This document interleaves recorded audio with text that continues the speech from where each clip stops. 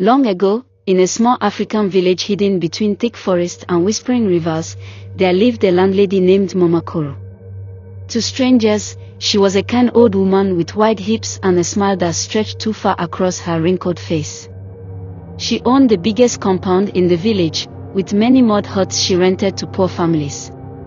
But the villagers whispered behind closed doors, "Do not leave your child alone in Mama Kuro's compound." For every year, a baby would disappear. One moonless night, the young mother Adana laid her baby in a woven basket and went to fetch water. She returned to find the basket empty, only a faint trail of blood drops leading toward Mama Kuro's hut.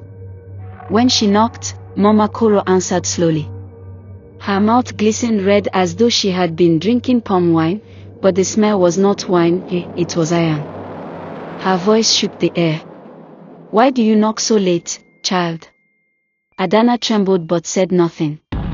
From inside the hut came a muffled cry, like a baby being smothered. She fled before her knees could collapse. An elder revealed the secret at the council fire. Mama Kuro is no ordinary woman. She is an Ogbanj, a spirit trapped in flesh. She feasts on the flesh of infants to keep herself young. Have you not noticed? She never grows older, yet our children vanish. The villagers decided to confront her, but fear kept them away. Who dares to fight a spirit who walks like a woman? One brave hunter named Obi swore to end the curse. He hid in the shadows near Mama Kuro's hut. At midnight, she crept from her room, her body twisting unnaturally, her legs bending backward like a hyena's. She slithered to the newest mother's hut, her tongue long and black, dripping with saliva. She lifted the baby gently, humming a lullaby in a voice that was both sweet and terrifying. Just as she opened her jaw wider than any human mouth could, so wide that her head split at the ears, Obi leapt forward with his spear.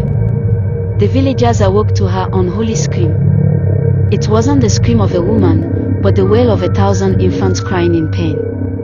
Mama Kuro's body burned like dry wood, her ashes scattering into the night wind.